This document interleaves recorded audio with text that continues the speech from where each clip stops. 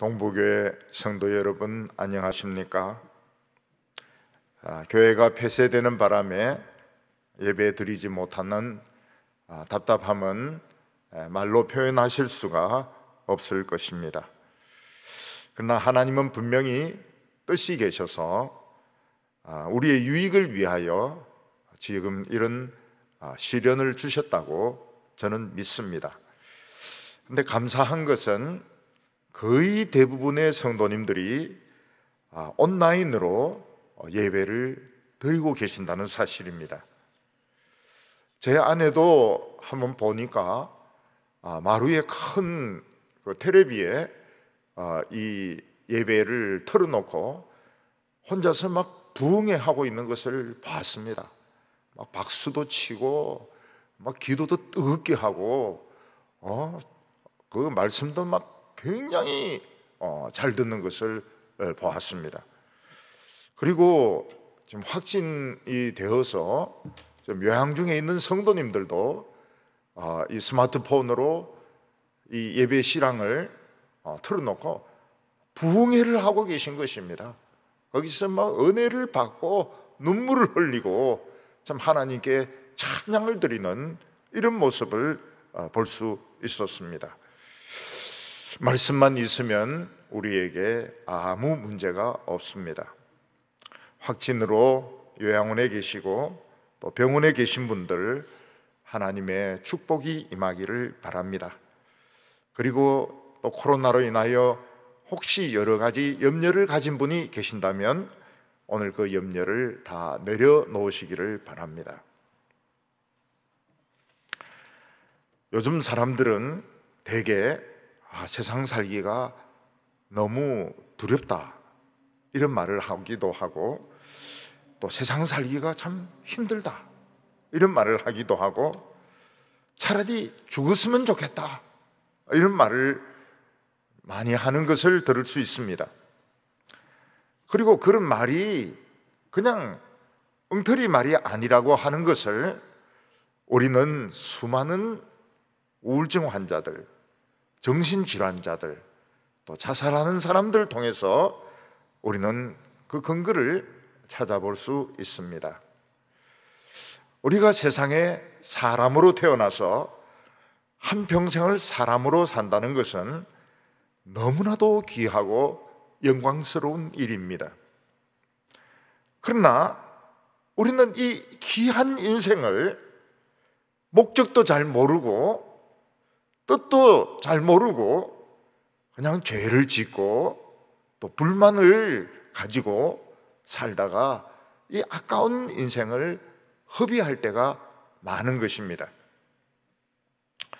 얼마 전 신문에 사진을 보다가 저는 참 놀라운 모습을 보게 되었습니다.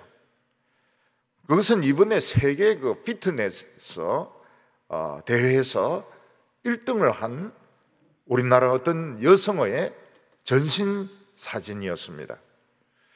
이분은 피트니스, 보디빌딩을 했으니까 몸에 군살이 하나도 없고 몸 전체가 근육으로 되어 있었습니다.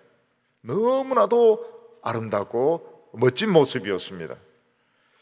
그런데 충격적인 것이 무엇인가 하면 오른손으로는 우승 트로피를 들고 있는데 왼팔은 어깨부터 없는 겁니다. 잘려져서 없는 모습이었습니다. 이분은 원래 미용사를 직업으로 하고 있었는데 친구들과 함께 춘천에 놀러를 가다가 교통사고를 당하면서 이 팔이 잘려지게 되었습니다. 그래서 친구들에게 내 팔 좀 갖다 줘. 그래서 그 팔을 들고 이걸 붙이려고 하니까 춘천에서는 그 기술이 없는 겁니다. 그래서 헬기를 타고 서울에 있는 큰 병원에 가서 이 팔을 이제 붙이려고 하니까 이미 이분은 경추나 척추에 19군데가 골절이 되어 있어서 이 팔을 붙일 수가 없었습니다. 그래서 결국 이분은 팔을 붙이지 못하고 어깨부터 왼팔이 하나도 없는 그런 장애인으로 살게 되었습니다. 이분은 팔이 없으니까 미용사 직업을 할 수가 없었습니다. 그래서 내가 이런 상태에서 살아서 뭐하나, 직장도 없어지고 팔도 없어지고 직장도 없어지고 순식간에 그냥 장애인이 되어가지고 내가 이런 상태에서 살아서 무엇을 하나. 그래서 죽는 것을 많이 생각을 했다고 합니다.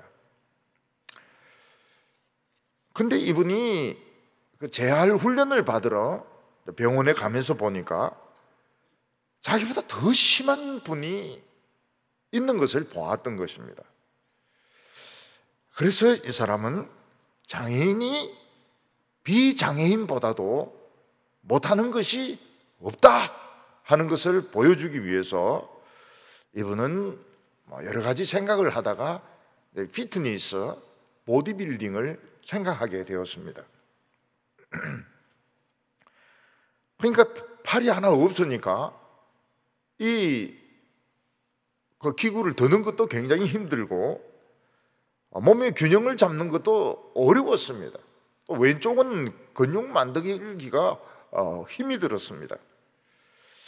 그러나 이분은 가방끈에 아령을 달아가지고 왼쪽도 운동을 많이 하고, 그리고 23층 아파트를 매일 5번 오르내리고, 그리고 비장애인들보다도 더 많은 이런 운동을 해가지고 몸에 그 기름기는 다 빼고 근육만 남은 그 아름다운 모습을 만드는데 성공을 했습니다.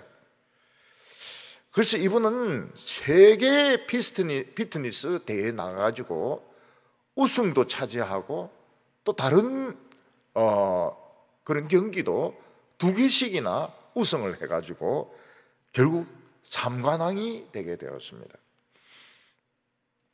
이 여성은 기자와 인터뷰하면서 내내 웃고 굉장히 그 긍정적인 이런 모습을 보여주었습니다.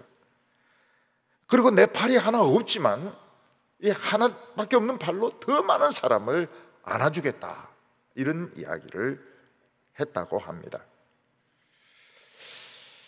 팔이 하나 없어도 비정상인 이상의 그 의지와 노력으로 최고로 아름다운 몸매를 만들어서 피트니스 대회에서 1등을 하고, 또 하나밖에 없는 이 팔로 다른 사람들 더 많이 안아주겠다. 참 멋진 모습이고 멋진 인터뷰였습니다.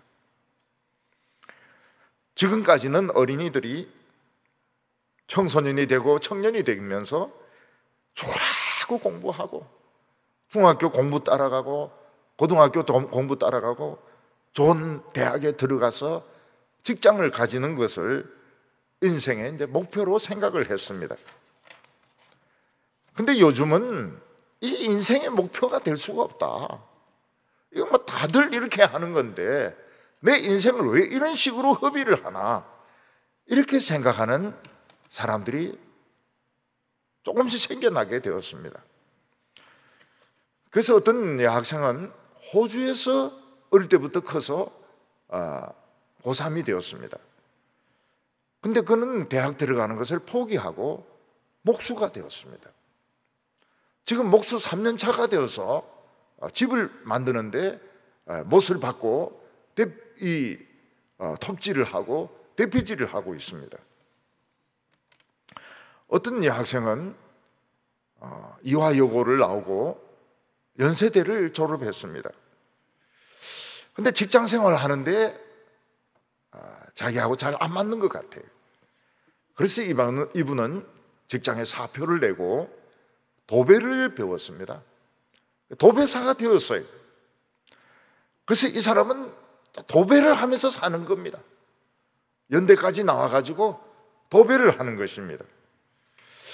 기자가 왜 좋은 대학교를 나와가지고 도배를 하면서 삽니까? 이래 물어보니까 내가 직장에 다니면서 보니까 직장에 매이고 위에서 시키는 일만 해야 되고, 그리고 막 스트레스가 막 쌓이는데 이 도배는 내가 하고 싶은 일이고 내가 하고 싶은 대로 일하니까 나는 훨씬 더 만족스럽다, 이런 이야기를 했습니다.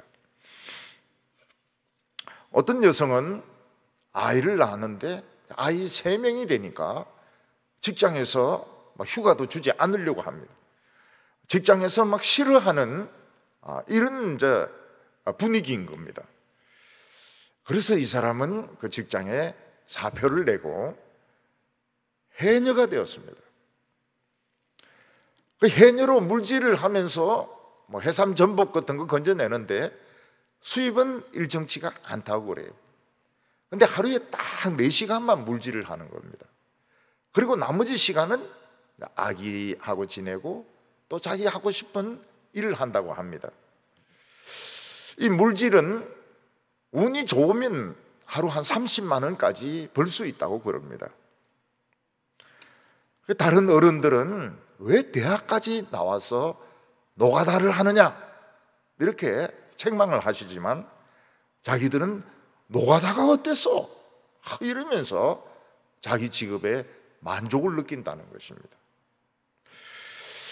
그래서 그 직장에서 이제 직업을 연구하는 분들이 그 직업 만족도를 조사해 보니까 이렇게 그 도배를 하고 또 이 물질을 하고 뭐 목수하고 이런 분들이 직업 만족도가 90%가 넘는 거, 90% 넘는 것입니다. 우리나라 고등학생들 70%가 대학 들어갑니다. 대학 들어가고 졸업하고 난 뒤에는 취직의 문이 굉장히 좁습니다. 그래도 감사한 것은 저희 교회 여러 청년들은 직장도 가지시고 공무원도 되시고 그리고 뭐 여러 가지 일을 하지만 전체적으로 보면 너무 취업의 문이 좁습니다.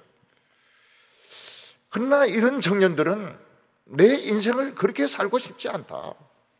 나는 더 내 인생 보람된 인생을 살겠다. 그래서 그 사람들은 남이 걷는 길을 걷지 않고 그냥 중간에 그만둬 버리고 물속에 다이빙을 하고 목수일을 하고 도배를 하고 또 타일을 붙이는 사람도 있습니다. 타일을 붙이는 사람도 그런 이야기를 해요. 아주 수입이 많다고. 요즘은 이 어술이 발달해가지고 노인들이 점점 많아지는 것을 볼 수 있습니다. 노인 숫자는 많아지지만 이 노인들이 자신이 뭘 해야 될지 몰라가지고 참 매일 똑같은 생활을 반복하고 재미없는 이런 인생을 사시는 것을 볼 수 있습니다. 그래 더 늙으시면은 뭐 요양병원에 들어가시든지 뭐 요양원에 들어가시든지 이런 것을 보게 됩니다. 우리가 인생을 살면서 지겨움을 느끼고 의욕을 느끼지 못하는 것은 새로운 것이 없기 때문입니다. 심지어는 어린아이도 똑같은 그 장난감 가지고 놀면 집어 던져버립니다. 하물며 어른들은 어떻겠습니까? 똑같은 일을 그냥 뭐 20년, 30년 반복한다면 굉장히 지겨울 것입니다. 우리가 청소년 때는 세계문화 전집이라든지 또는 섹스피어의 작품을 읽을 때 데미안이나 조본문 같은 이런 책을 읽을 때 마치 그 종이에 빨려 들어가듯이 막 밤을 새워가면서 그 책들을 읽었습니다. 근데 이제는 그런 책 안 읽습니다. 왜냐하면 다 읽었거든요. 새로운 것이 아니거든요. 이미 알고 있기 때문에 옛날 같은 그런 호기심을 느끼지 않는 것입니다. 옛날 영화도 사운드 오브 뮤직이라든지 무기여 자리 거라든지 바람과 함께 사라지다, 이런 영화는 그 감동적으로 보았습니다. 그러나 지금은 그 영화를 그렇게 감동적으로 보지 않고 봐도 옛날 같은 감동이 생기지 않습니다. 왜냐하면 스토리를 다 알고 있고 옛날에 이미 보았고 다 아는 내용이기 때문에 재미가 없는 것입니다. 사람은 변화를 원합니다. 누구든지 자꾸 변하고 무엇이든지 새로운 것은 실증이 나지 않지만 똑같은 일을 10년, 20년 한다면 재미가 없고 실증이 날 것입니다. 솔로몬은 하나님의 축복을 받아서 어느 누구보다도 지혜와 학문이 깊었고 그는 돈이 굉장히 많았습니다. 그는 세계 역사에 남을 만한 성전과 왕궁을 지었습니다. 그러나 그는 자신의 인생에 만족을 하지 못했습니다. 그래서 부인을 1000명이나 구해가지고 살았습니다. 1000명의 부인이라고 하는 것은 요즘으로 치면은 1000명의 미인을 모으는 것이고 육체의 정욕에 빠져서 사는 것입니다. 포르노로 치면은 엄청난 포르노인 겁니다. 그는 1000명의 이 여성들과 같이 살면서도 만족하지 못하고 인생은 헛되고 헛되며 헛되고 또 헛되고 또 헛되도다라고 말을 하고 있습니다.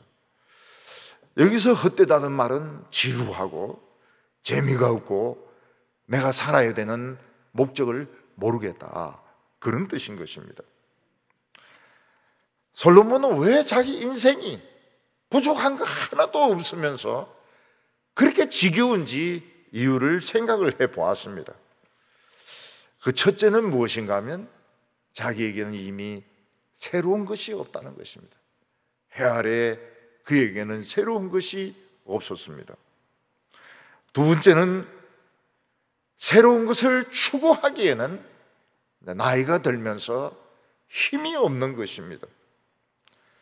결국 인간이 나이가 들게 되어 있습니다. 자신이 아무리 젊다고 생각해도 나이가 들게 되어 있고 나이가 들면은 그 좋은 호기심은 없어지고 나쁜 욕망만 남게 되는 것입니다. 그래서 옛날같이 막 새로운 것을 찾아서 막 추구에 들어갈 수가 없습니다. 나쁜 욕망만 남아 있습니다. 성적인 쾌락을 추구하든지 명예를 추구하든지 돈을 모으든지 그런 욕망만 남게 되는 것입니다.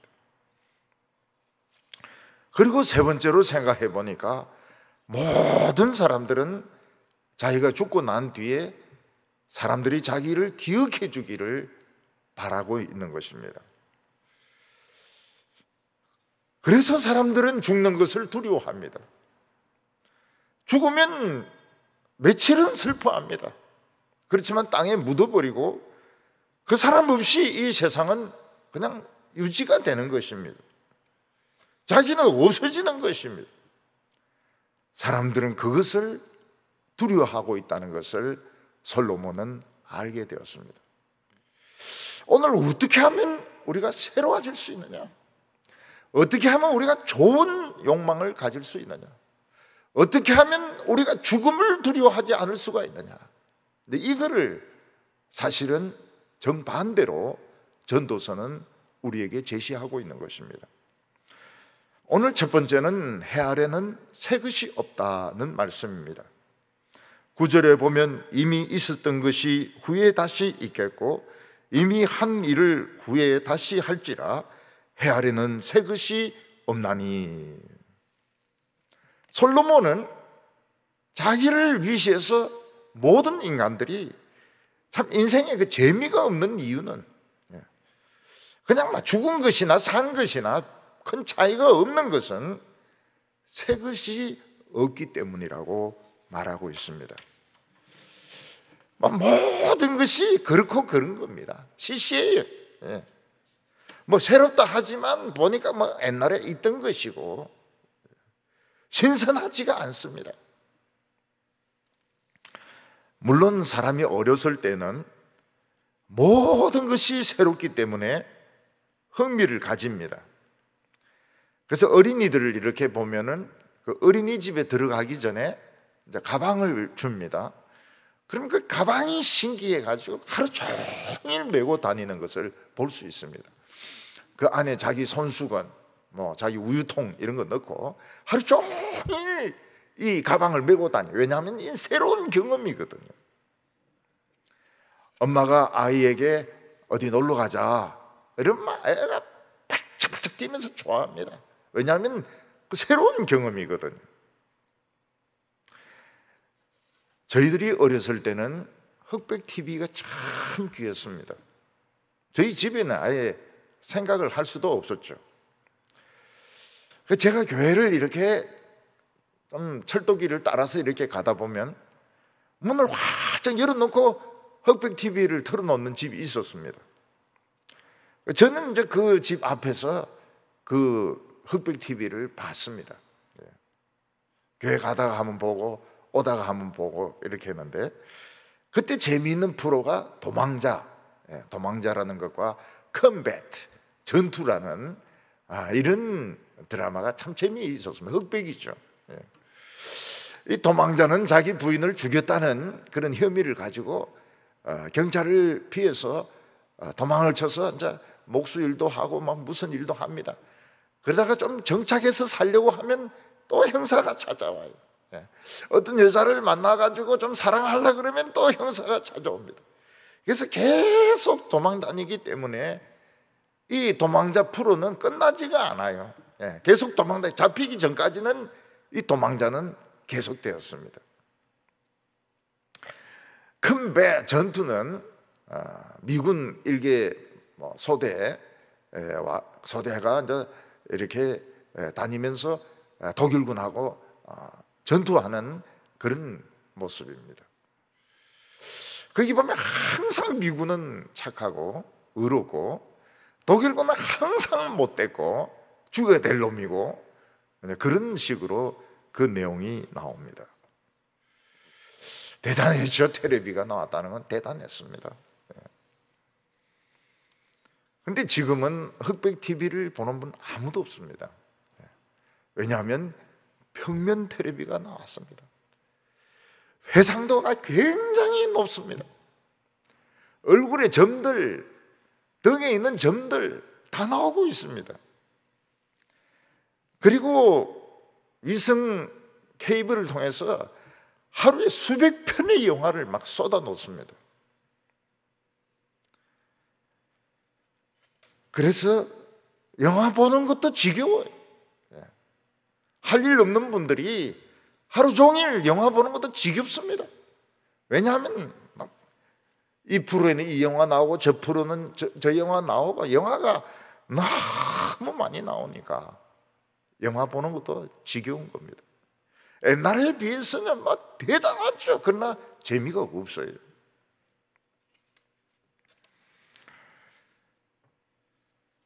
옛날에는 유명하던 영화 배우들이 있었습니다. 존 웨인 같으면 미국의 상징이죠. 게리 쿠퍼라든지 록 허드슨이라든지 엘리자베스 테이즐러라든지 오드리 헵번이라든지 찰톤 헤스톤이라든지 유명한 배우들이 많이 있었습니다. 그러나 이들은 다 물러가고 지금은 막 기생충 가지고 난리입니다. 미나리 가지고 난리예요. 오징어 게임 가지고 난리입니다. 한국 이게 굉장히 대단한 것 같아요. 그래서 그 미국 사람들이 보면 우리가 옛날에 하던 무궁화꽃이 피었습니다. 무궁화꽃이 피었습니다. 이걸 하고 있어요. 한국 그 게임들이 재미있는 것 같아요. 딱지 해가지고 지면은 막 죽여버리고 말이죠. 예.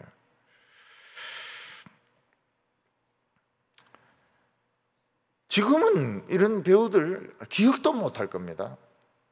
엘리자베스 테일러 기억 못합니다. 오드리 헵번 기억 못합니다. 찰통 헤스통 아무도 기억 못합니다. 우리 그럴 때는 찰통 헤스통은 참 영웅이었죠. 영웅이었습니다. 그 사람은 식기에도 나오고 그 다음에는 뭐 배너에도 나오고 참 훌륭한 분이었는데 아무도 기억을 못합니다. 옛날에는 집집마다 전화가 굉장히 귀했습니다. 그래서 사람들이 전화할 일이 있으면은 공중전화 박스 앞에 쭉 줄을 서가지고 전화를 걸곤 했습니다. 전화를 너무 오래 하면은 어른들이 막 야단을 쳤으면 전화 끊으라고, 전화비 많이 나온다 하면서 전화를 끊으라고 했습니다. 밤늦게 전화하면은 막 야단을 쳤습니다. 지금 몇 시인데 전화를 하느냐고. 근데 핸드폰이 나오게 되었습니다. 집에서 전화 오래 거는 것도 전화비 많이 나온다고 야단치는 어른들이 이 비싼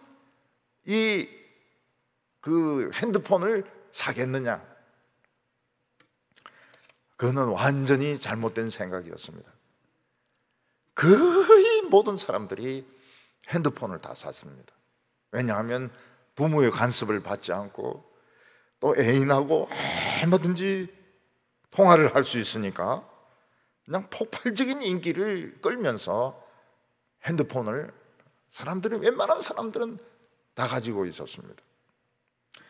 그 다음에 이제 스마트폰이 나왔습니다. 스마트폰은 잘 안 팔릴 거라고 생각했습니다. 왜냐하면 가격도 비싸고 또 뭐 좀 복잡합니다. 그런데 그런 게 어디 있습니까? 전 세계의 청년들, 어른들은 다 스마트폰을 사용합니다. 스마트폰이 잘 팔리지 않을 거라고 생각했던 핸드폰 회사들이 있었습니다. 유명한 핸드폰 회사들이 있었습니다. 다 망했습니다. 요즘은 어린이들도 스마트폰을 가지고 다닙니다. 엄마하고 지금 학원 가고 있어. 지금 어디에 있어? 미치도 이야기해주고 또 시간 나면 또 막 게임도 하고요. 스마트폰 가지고 게임을 하니까 그 닌텐도라고 하는 아주 유명한 게임 회사가 있었는데, 일본의 게임 회사가 있었는데 망해버렸습니다. 사람들은 모두 다 새로운 것을 원하고 변화를 추구합니다. 변화하지 않는 기업은 아무리 좋은 기업이라도 망합니다. 변화하지 않는 사람은 아무리 훌륭하다 하더라도 결국은 도태가 되게 되어 있습니다. 만약 우리가 이 세상을 살아가면서 하루하루가 새롭다면은 참 하루 사는 것이 재미가 있을 것입니다. 그리고 내일이 막 기대가 될 것입니다. 밤에 자면서도 내일은 어떤 하루가 될 것인가 막 기대를 할 것입니다. 어렸을 때는 참 모든 것이 신기했습니다. 저는 풀잎 하나를 봐도 너무 신기했고, 꽃을 봐도 신기했고, 곤충을 봐도 신기했습니다. 근데 나이가 들면은 모든 것이 시시해지고 시들해지고 재미가 없어지는 것입니다. 사람들은 모든 것을 재탕 삼탕 하면서 써먹고 있고, 옛날에 했던 것을 마치 새 것인 것처럼 써먹고 있습니다. 그러나 옛날에 다 했던 것들입니다. 옛날에 다 있었던 것들이고, 진짜 새로운 것은 아무것도 없는 겁니다. 10절에 무엇을 가리켜 이르기를 보라 이것이 새 것이라 할 것이 있으랴 우리가 익히 오래전 세대에도 이미 있었느니라. 요즘은 코로나 때문에 이 박쥐가 인기가 많이 떨어졌습니다. 그런데 이 박쥐는 참 신기한 이 동물입니다. 박쥐는 빛이 없는 동굴을 날면서 전파를 쏘옵니다. 전파를 쏘아가지고 전파가 벽에 부딪혀서 돌아오는 것을 보면서 이 벽에 부딪히지 않고 박쥐는 날아갑니다. 박쥐는 1분인지 1시간인지 잘 모르겠지만은 2만 마리의 모기를 잡아먹습니다. 그러니까 이 박쥐 하나만 있으면 모기향 또 모기 죽이는 약들 필요가 없는 겁니다. 그냥 모기 한 마리가 있으면 2만 마리의 모기를 잡아먹습니다. 근데 모기는 몸에 많은 이 병균들을 품고 있습니다. 자기는 안 걸리면서 그 중에 이번에 코로나도 들어있고 에볼라 바이러스도 들어있고 여러 가지 병균들이 들어있는데, 근데 이걸 박쥐를 그냥 내버려 둬야 되는데 그냥 박쥐를 삶아 먹는 바람에 병이 이제 퍼지게 된 것입니다. 이 불도저나 탱크 같은 거 보면 막 진흙탕이 되어 있는데도 쫙 굴러갑니다. 새로운 것 같지만은 이미 뱀은 비늘 가지고 이 탱크의 원리를 이미 오래전부터 쓰고 있었던 것입니다.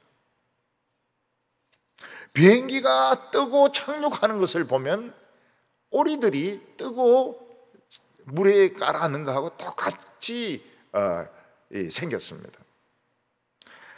오히려 가창 오리들 보면은 수십만 마리가 공중에 막 떠가지고 막 움직이는데 막 군무하는 것 같죠.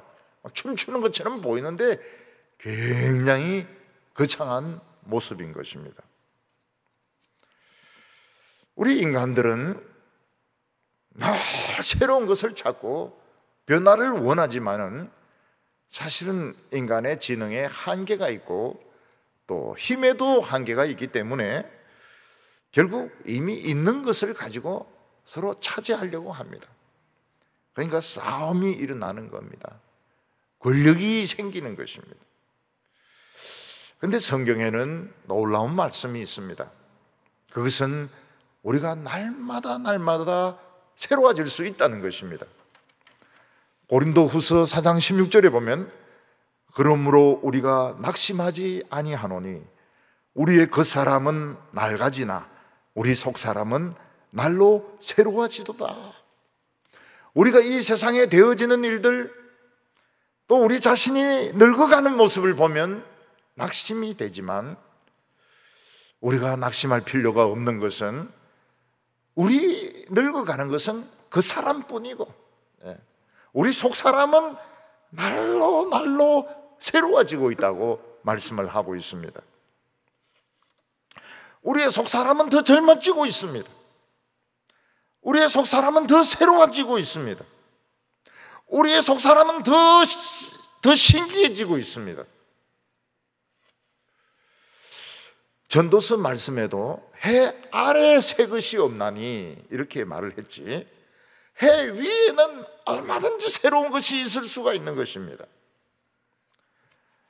우리가 이 세상에 있는 것을 추구하고 이 세상에 있는 것을 전부라고 생각한다면 우리는 지겨워지고 삶의 의미를 잃어버릴 수밖에 없지만은 태양 위에 있는, 해 위에 있는 하나님을 찾고 해 위에 있는 하나님의 말씀을 들으면 우리 육신은 어쩔 수 없이 늙어가지만 우리의 마음은 늘 새로워지고 늘 젊어지고 늘 신선해진다고 말씀하고 있습니다.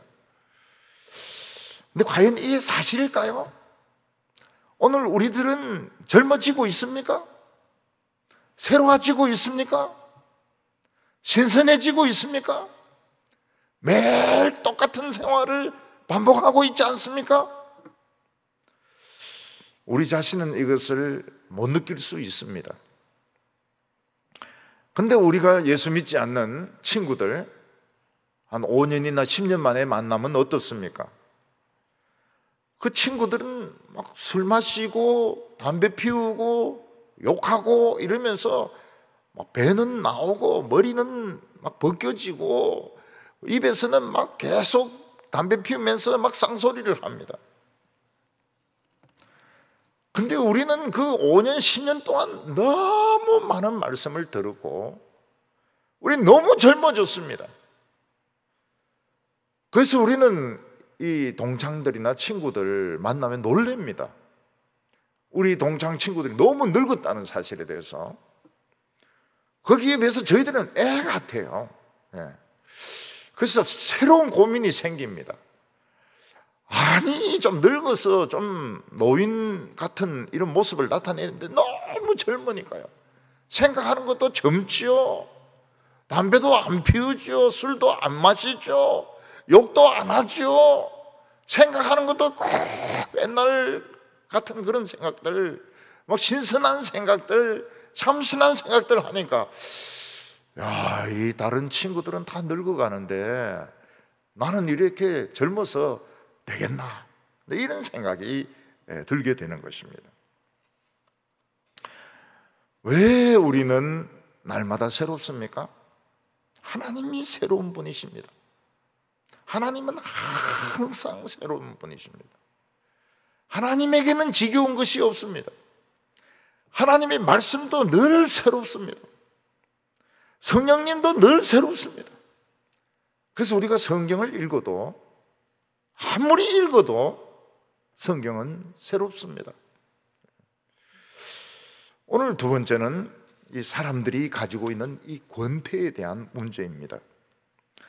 8절 말씀 보면 모든 만물이 피곤하다는 것을 사람이 다 말로 말할 수 없나니 눈은 보아도 족함이 없고 귀는 들어도 가득 차지 않도다.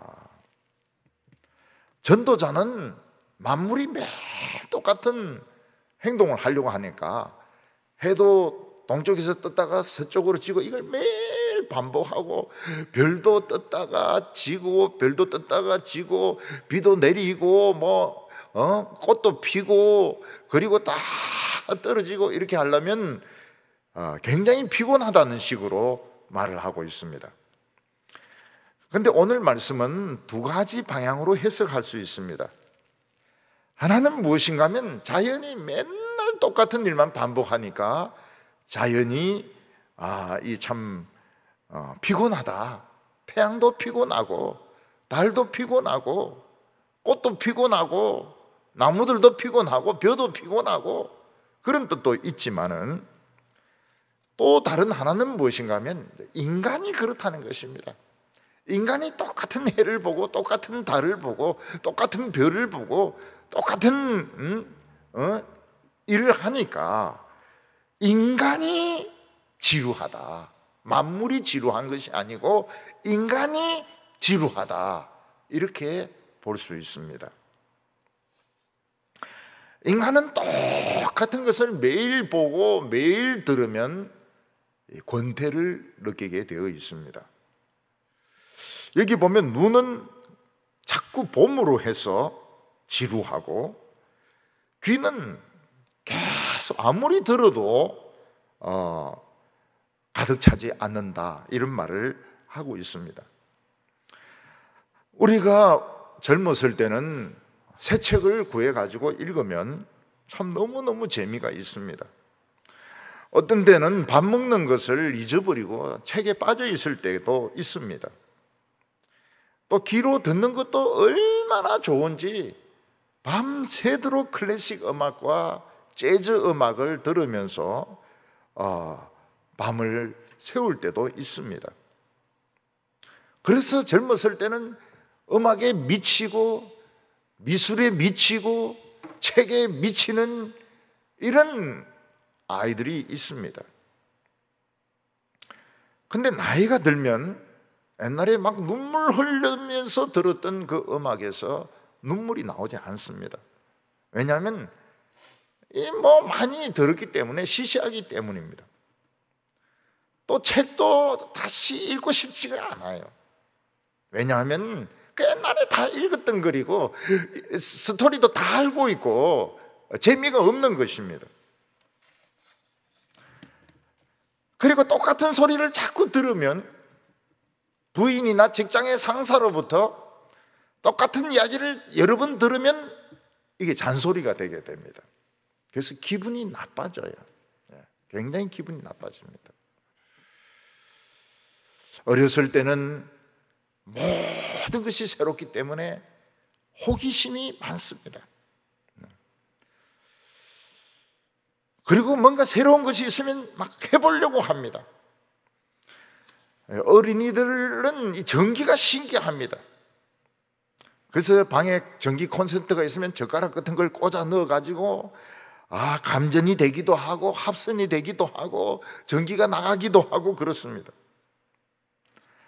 아이들은 동물원에 가는 거 좋아합니다. 왜냐하면 너무 다양한 그 짐승들이 있기 때문에, 기린이라든지 뭐 호랑이라든지 거북이라든지 하마라든지 뭐 이런 뱀 종류 같은 것들이 있기 때문에 뭐 동물은 너무너무 재미있어 합니다.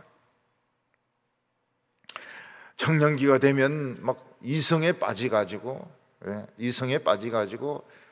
막 이성만 보면 막 좋아합니다. 예배 드릴 때도 막 이성하고 앉아 있으면은 막 기분이 막 굉장히 좋고 막 몸이 막 저절로 뜨거워지는 것 같습니다. 청소년들도 보면 막 이성의 그 다른 몸매에 대해서 막 관심을 많이 가지고 또 그런 잡지라든지 야동 같은 거 막 보다가 엄마나 선생님인데 들켜가지고 막 두들겨 터지고 뭐 이러는 경우도 있습니다. 그러나 인생의 중반부터는 재미가 없습니다. 왜냐하면 공부도 시시하고 다 했고, 공부도 시시하고, 연애도 시시하고, 연애도 다 해봤고, 직장에서도 일하는 것도 막 매일 똑같은 거 하고, 뭐 과장이나 부장이 똑같은 소리 하는데 그 잔소리죠. 잔소리 들어야 되고. 특히 사람이 성공을 위해서 막 달려갈 때에는 높은 에베레스트 산을 올라가는 것과 같습니다. 높은 에베레스트 산 꼭대기 올라가면 좋을 것 같지만 잠시는 세상을 정복했다는 만족감이 있지만 너무 춥고 바람이 불고 미끄럽기 때문에 빨리 내려와야 됩니다. 마찬가지로 인간이 막 최고의 정상에 올라갔을 때 뭐 대통령이 되고 장성이 되고 또 뭐 사장이 되고 회장이 되었을 때 좋을 것 같지만 같이 밥 먹을 사람도 없습니다. 이야기 나눌 사람도 없습니다. 왜냐하면 이야기 나누는 자체가 다 정보기 때문에 이 이야기를 할 수가 없어요. 그래서 옛날에 대통령은 그런 말을 했습니다. 토요일 날 직원들 퇴근하고 나면 청와대가 절간같이 진짜 조용하고 너무너무 재미가 없다고 이야기를 했습니다. 그러면 사람이 이제 이런 권태에 빠지게 되면 가장 짧은 시간에 만족을 줄 수 있는 것이 죄 짓는 것입니다. 그래서 술을 마신다든지 성적으로 타락한 짓을 한다든지 아니면 다른 사람에게 폭언을 하고 괴롭힌다든지 이런 것들이 만족감을 주는 것입니다. 그래서 요즘 직장에 있는 분들 중에서는 뭐 술 마시고 또 노래방에 가고 그리고는 막 직장 그 부하들을 막 괴롭히는 겁니다. 괴롭혀요. 굉장히 괴롭힙니다. 잔소리를 하고 말이에요. 자네는 뭐가 어떠니 자기는 별로 뭐 손해볼 거 없으니까요. 근데 이 부하는 이제 죽는 겁니다. 그 시간만 되면. 유능한 사람들 중에나 보면 막 쉬지 않고 일을 하니까 결국 몸이 감당 못해서 돌연사를 하는 경우도 많습니다. 어떤 사람은 첼리스트인데 연주를 너무 잘하니까 그냥 매일 연주 다니고 막 술 마시고 쉬지 않고 이러다가 어느 날 보니까 술 마신 채로 자기 차 안에서 죽어 있었습니다. 왜냐하면 돌연사죠. 돌연사.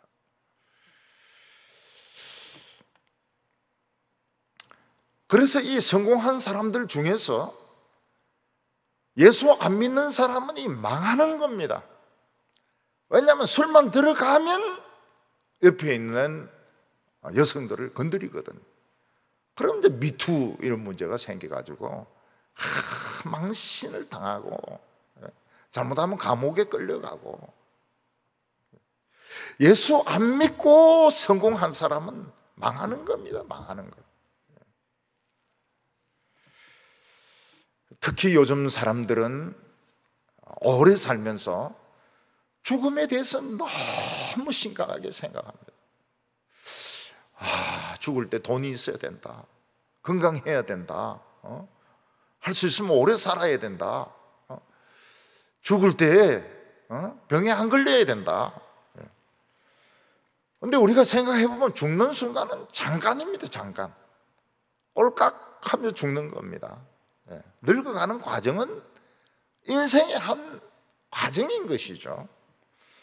근데 죽음의 문제를 너무 심각하게 생각해서 뭐 아무것도 안 하려고 그러고 돈만 모으려고 하고 명예만 모으려고 하고 이러는데, 그거는 정말 해 아래서 쓸데없는 짓을 하고 있는 것입니다. 눈은 보아도 만족함이 없다고 했습니다. 사람이 쓴 책이나 영화가 대단한 것 같아도 자꾸 보면 지겹습니다. 다른 사람이 같은 말을 계속 하면은 화가 납니다. 잔소리가 되니까요. 잔소리가 되니까 너무너무 싫은 것입니다. 이런 병에 빠지지 않는 방법은 딱 하나밖에 없습니다. 그것이 무엇인가 하면 내 마음에 성령이 임하고 교회에 부흥이 일어나는 것입니다. 교회 부흥이라고 하는 것은 많은 사람들에게 한꺼번에 성령이 임하는 것을 말하는데 지겹지가 않습니다. 눈물이 나고 기쁘고, 그리고 옆에 있는 사람 봐도 새롭고, 맨날 봤던 사람이지만 새로운 사람 같고, 부인도 새롭고 남편도 새롭고 집에 키우는 개도 새롭고, 개도. 그리고 막 설교 말씀 듣는 것이 지겹지가 않고, 찬송 부르고 또 불러도 지겹지가 않습니다. 그래서 찬송가 중에 보면 18세기 찬송가가 많습니다. 왜냐하면 그때 부흥이 있었기 때문에. 그리고 요즘 21세기 복음성 또는 뭐 CCM 이런 거 많이 나오고 있습니다. 20세기에도 부흥이 한번 있었던 것입니다. 그래서 그 경배와 찬양이라든지 CCM이라든지 CCD 이런 게 없었더라면 아마 이 청년들, 청소년들이 예수 믿기가 참 부를 찬송이 너무 적을 뻔했다, 이런 생각이 듭니다. 저희들이 어렸을 때 보면 찬송가가 부족해가지고 뭐 주님 고대가 이런 거 보면 이상한 세상 노래 곡조 붙여가지고 막 부르고 뭐 이런 분들이 많이 있었는데, 지금은 막 CCM 그리고 막 찬송가도 막 편곡된 거 이런 것들이 막 쏟아져 나오니까 정말 새로워요. 저는 그 호주 출신의 어떤 그 팀을 봤는데, 찬양 팀을 봤는데, 여성이 그 리더입니다. 리더, 아주 어린 여성이 리더인데 너무너무 멋있게, 너무 멋지게 찬양을 인도하는 겁니다. 부흥이 일어날 때 감동이 너무 신선하기 때문에 우리는 그 표정까지 10년, 20년 지나도 기억을 합니다. 저는 청년들과 수련회를 가지면서 뭐 20년 지나고 30년 지나고 난 뒤에 물어보면 전부 기억이 다 난다는 거예요. 설교도 다 기억난다는 겁니다. 설교도 다 기억난다. 제가 한번 전북대학교에서 사사기를 설교하면서 그 공룡 이야기를 했습니다. 공룡. 우리 안에는 주라기의 공원처럼 공룡들이 살고 있다. 이게 이제 욕망인 것이죠. 그 학생들이 하루 점도록 공룡 하면서 뛰어다니는 겁니다. 공룡. 지금도 그 공룡을 기억을 해요. 잊혀질 수가 없다는 것입니다. 어떤 분은 저에게 편지를 보내가지고 교사 대회에서 설교 들은 거 첫날, 두 번째 날, 세 번째 날 저는 잊어버렸어요. 근데 그걸 다 기억하고 있는 겁니다. 참, 이 눈은 보아도 만족스럽지 못하고 귀는 들어도 참 피곤하다고 했는데 부흥이 일어나면 우리 어린이들도 할렐루야 하고 막 어른들도 막 신바람이 나가서 여성 부흥회 같은 데 보면 막 수천 명의 여성들이 와가지고 막 박수 치면서 그 말씀 듣고 눈물 흘리고 기도하는데 참 아름다운 것을 볼 수가 있습니다. 오늘 마지막으로는 사람들 속에는 죽은 후에 자신에 대해서 걱정을 많이 하고 있는 것입니다. 11절에 이전 세대들이 기억됨이 없으니 장래 세대도 그 후 세대와 함께 기억됨이 없으리라. 이 사람이 이제 죽음을 두려워하는 것은 죽어버리면 사랑하는 사람, 내가 아는 사람과 다 헤어지게 됩니다. 영원히 이별되게 됩니다. 그리고 자기가 가지고 있는 그 물건들, 연구한 것들, 평생 모은 것들 다 두고 떠나야 됩니다.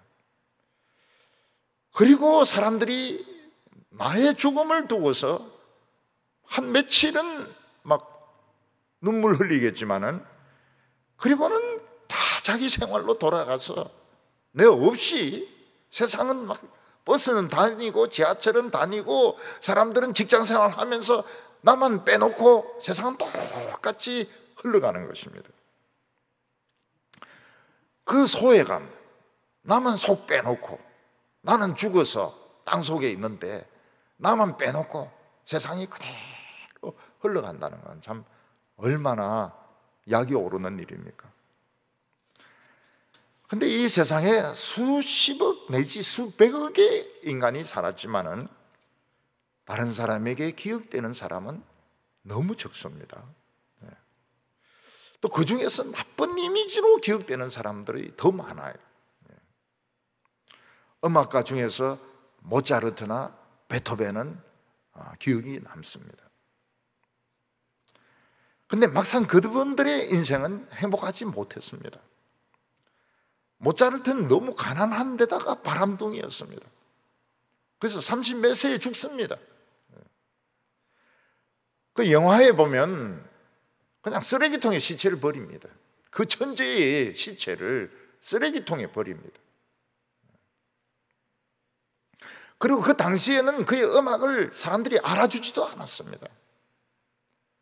근데 그의 천재성을 아는 어떤 사람이 이제 그 모차르트 부인하고 결혼해가지고 그 원고를 다 모으게 해가지고 이 천재가 다시 살아나게 되는 것입니다. 베토벤은 청각이 어두워지게 되어서 자기가 마지막으로 심혈을 기울여서 작곡한 그 합창을 자기가 지휘를 합니다. 그래서 지휘가 끝난 후에 사람들이 전부 일어서서 박수치고 환호하고 소리 지르는 것을 듣지를 못합니다. 왜냐하면 귀가 어두웠기 때문입니다. 귀가 어두웠기 때문에 아무것도 듣지를 못하는 겁니다. 멍청하게 있는 겁니다. 바람과 함께 사라지다, 얼마나 대담한 작품입니까? 그 마가렛 미첼은 그거 쓰고 욕을 무지무지하게 많이 먹었습니다. 이걸 너가 쓸 리가 없다는 거예요. 딴 사람이 쓴 거를 너가 썼다고 한다, 그런 의혹이 계속 있었습니다. 근데 그게 좀 없어지고 난 뒤에는 왜 이 편은 또 안 쓰느냐, 그 뒤에는 어떻게 됐느냐, 또 막 사람들이 공격했습니다. 그러다가 교통사고로 이 사람은 죽습니다. 행복하지가 않았어요. 유명하기는 했지만 행복하지 않았습니다. 빨간머리 앤을 쓴 루시 몽고메리, 한때는 전 세계 어린이들이 앤이라는 애가 진짜 있다 생각해가지고 앤에게 막 편지를 보냅니다. 근데 그는 어머니가 일찍 돌아가시고 아버지는 돈 벌러 가고 외할아버지, 외할머니 엄격한 그분들 밑에서 자랍니다. 나중에 아버지가 재혼을 해가지고 루시를 부릅니다. 그때 새엄마는 루시를 막 식모처럼 부려먹었다고 합니다. 그때 루시가 살 수 있는 유일한 길이 글 쓰는 겁니다. 일기 쓰는 겁니다. 그 소설을 여러 번 썼지만 전부 다 퇴짜 당했습니다. 수준이 떨어진다 해가지고. 그러다가 그가 딱 어느 날 영감이 떠올랐는데, 남자 고아를 원하는데 여자 고아가 왔다. 여자 고아를 데리고 왔다. 거기서 이제 착상을 해가지고 이 빨간 머리 앤을 썼는데, 이게 이제 세계적인 돌풍을 일으키게 되는 것입니다. 근데 그는 결혼을 했는데 남편이 목사입니다. 남편이 심한 우울증 환자였습니다. 그리고 큰아들을 굉장히 사랑했습니다. 근데 큰아들만큼 속을 썩이고 문제를 일으킨 아들이 없었습니다. 반고호는 해바라기, 자화상, 별이 빛나는 밤, 너무너무 참 막 살아있는 것 같은 그런 그림을 그렸습니다. 그러나 그는 한평생 그림을 한 장도 팔지 못했습니다. 그래서 동생이 주는 돈 가지고 겨우 먹고 살았습니다. 사실은 고호가 그림 하나 딱 팔았는데 그것도 동생이 다른 사람을 통해 가지고 산 것이었습니다. 그림을 하나도 못 팔았어요. 이 사람은 한때 고갱하고 같이 살았습니다. 노란 집에서. 근데 고갱하고 의견이 안 맞아가지고 헤어지고 귀를 잘라버렸습니다. 자기 귀를 잘라버렸습니다.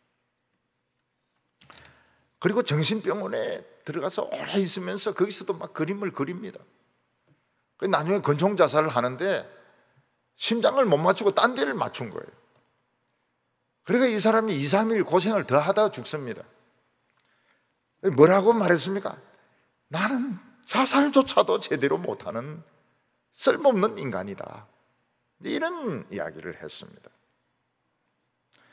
우리나라에 성공한 목회자들이 여러 분 계십니다.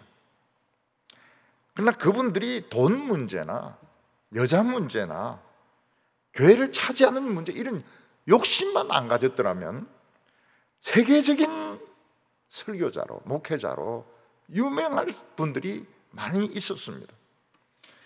근데 그들은 욕심 때문에, 돈 욕심 때문에, 그들은 명예욕 때문에, 그들은 이 건물에 대한 욕심 때문에 쌓은 명성을 다 잃어버리고 인생을 망치게 된 것입니다. 결국 사람들은 자기 이름을 남기고 싶습니다. 그래서 무덤을 멋있게 만들고 그 비석을 세우고 또 자기 자서전을 쓰고 자기 동상을 만들고. 근데 외국에 있는 동상들 보면 레닌의 동상, 스탈린 동상 다 부숩니다. 전부 다 부숩니다. 왜냐하면 반대 생각을 가진 사람들이 있기 때문입니다. 자서전 아무도 안 읽습니다. 그래도 저는 읽습니다. 저는 좀 읽어봅니다. 그냥 자기 어릴 때 이야기예요. 사진 모아가지고 자서전을 냅니다. 그 누가 읽습니까? 사람들은 유명해지고 싶고 자기 이름을 남기고 싶지만 그를 기억하는 사람은 아무도 없습니다. 근데 목사는 기억을 합니다. 우리 교인들 돌아가신 분들 많이 기억합니다. 어떤 때는 머릿속에 산자와 죽은 자가 막 같이 있어가지고 이게 어딘가, 이게 천국인가 세상인가 그럴 때가 있습니다. 할렐루야 성가대원인데 노래 잘 부르는 사람이 있었습니다. 저는 기억나요. 할머니인데 그 가난하지만 열심히 나오는 할머니 좀 기억납니다. 개고기 팔던 할머니도, 보신탕 팔던 할머니도 기억이 납니다.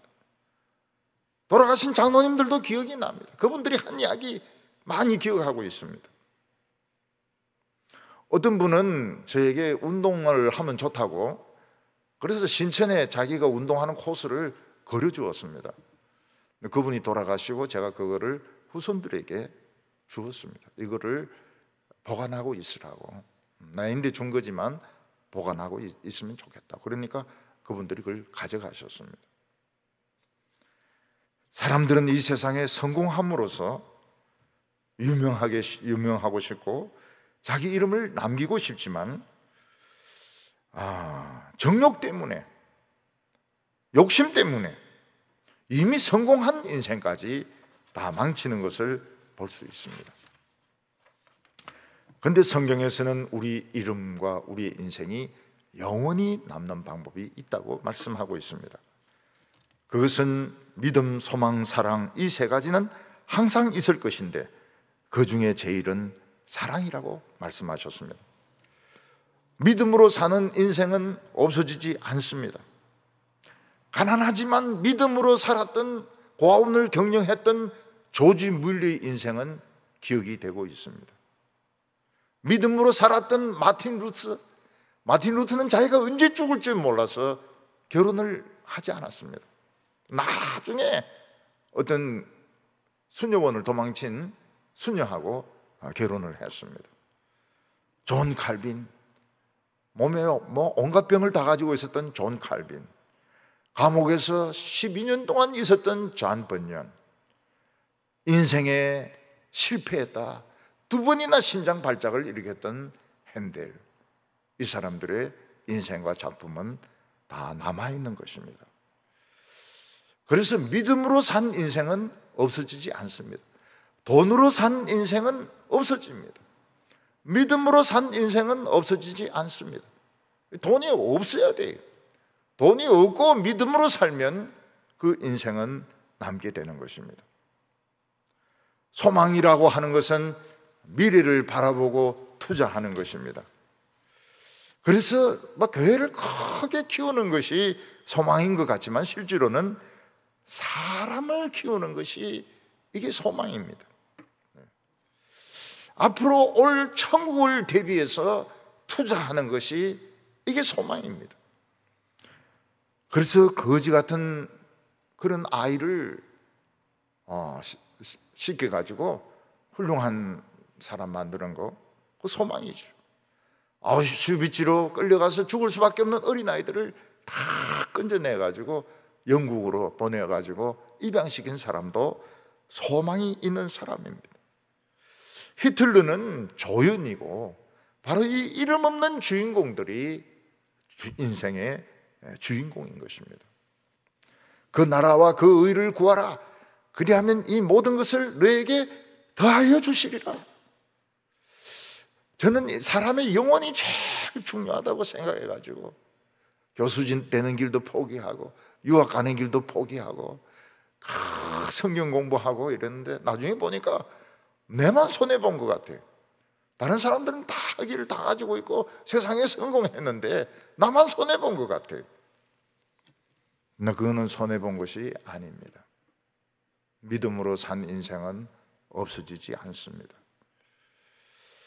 성경에 보면 눈물로 씨를 뿌리는 자는 기쁨으로 단을 거둘 것이라고 말씀하셨습니다.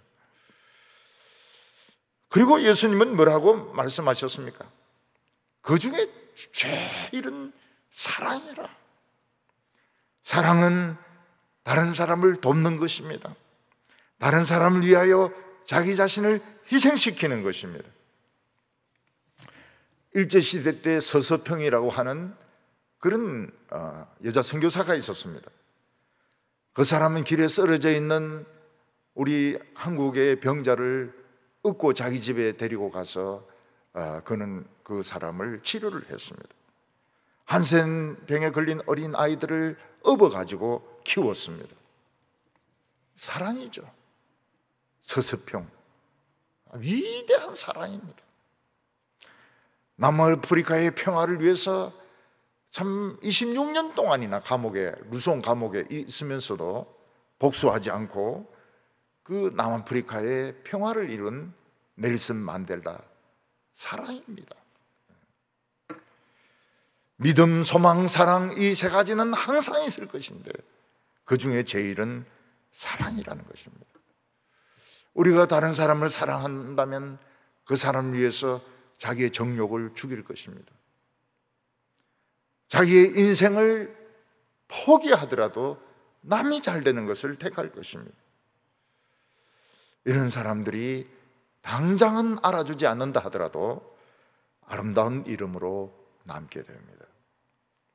우리는 이런 사람들이 있을 때, 야, 이 세상은 살 가치가 있구나, 이 세상은 그래도 미래가 있구나 하는 기대를 가지게 되는 것입니다. 이 세상에 영원한 것은 없습니다. 해 아래 새 것은 없습니다. 근데 해 위에는 항상 새롭습니다. 하나님이 계시기 때문에 새롭습니다. 우리 성도님들 가운데서 참 인생이 지겹다고 재미없다고 생각하시는 분들, 태양 위를 바라보시고 우리의 육신은 늙어가지만 늘 새로워지는 성도님들 되시기를 바랍니다. 기도드리겠습니다. 온 천지 만물을 만드신 하나님, 하나님의 크고 위대하심을 찬양합니다. 오늘 저희들에게 주의를 허락하여 주셔서 디아스포라로 흩어진 곳에서 예배드리게 하여 주심을 감사합니다. 요즘 사람들은 너무나도 살기 힘들다, 참 죽고 싶다, 너무 사는 것이 지겹다, 이런 이야기를 하는데 그것은 이 태아래에 새로운 것이 없기 때문입니다. 하나님 아버지, 오늘 이 시간 우리에게 성령을 부어주시고 부흥이 일어나게 하여 주시옵소서. 설교 말씀을 듣는 모든 성도들에게 큰 부흥회가 일어나게 하여 주시옵소서. 병자들이 다 낫게 하여 주시옵소서. 인생이 참으로 살 가치가 있는 인생이 되게 하여 주시옵소서. 예수님의 이름으로 기도하옵나이다. 아멘.